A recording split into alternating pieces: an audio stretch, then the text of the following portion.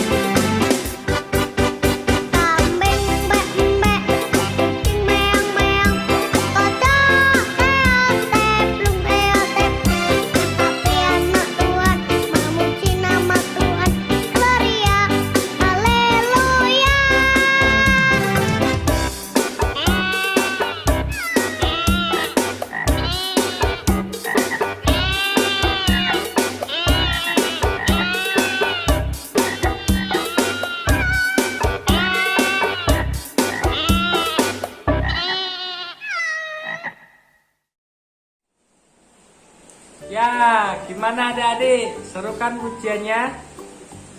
Sip, semua adik-adik kan pinter kan ya? Oke, kita akan lanjut ke sabda firman Tuhan. Kita akan melihat dan mendengarkan video tentang firman Tuhan. Tapi sebelum itu, kita berdoa dulu ya. Tundukkan kepala, lipat tangannya, tutup mata, ikuti Kak Daniel berdoa. Tuhan Yesus, kami, anak-anakmu, ingin mendengarkan sabda firman Tuhan.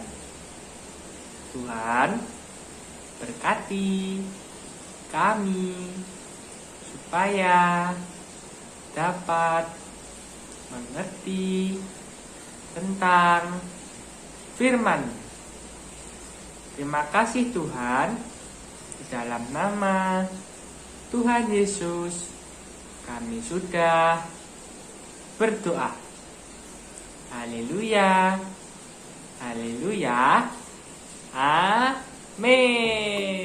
Si pintar adik-adik semua. Oke, kita lanjut mendengarkan dan melihat sabda firman Tuhan. Let's go.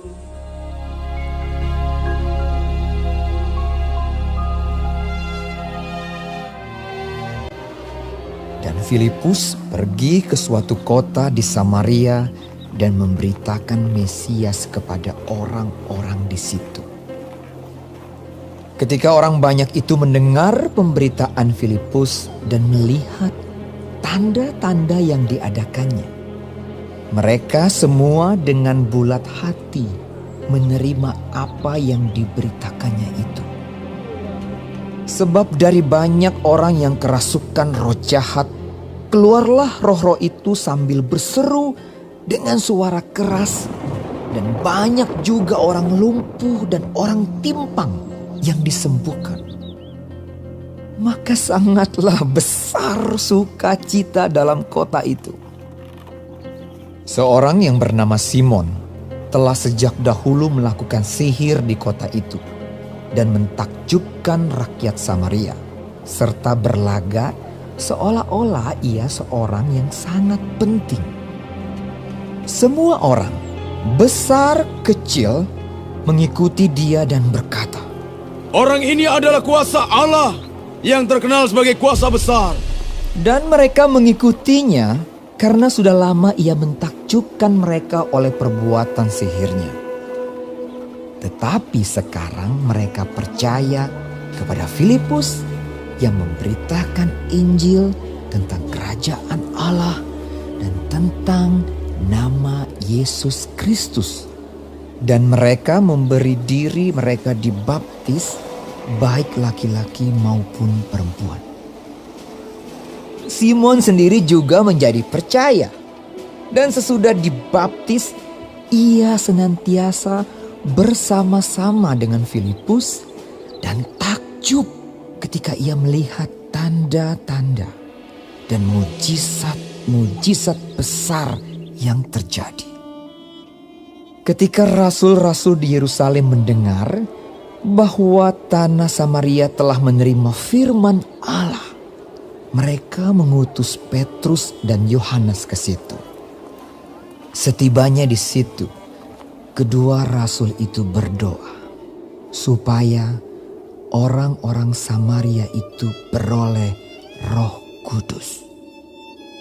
Kemudian keduanya menumpangkan tangan di atas mereka, lalu mereka menerima Roh Kudus.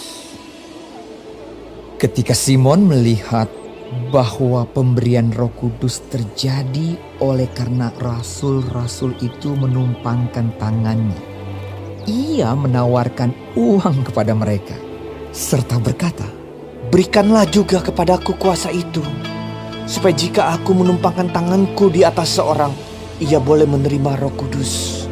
Tetapi Petrus berkata kepadanya, "Binasalah kiranya uangmu itu bersama dengan engkau, karena engkau menyangka bahwa engkau dapat membeli karunia Allah dengan uang.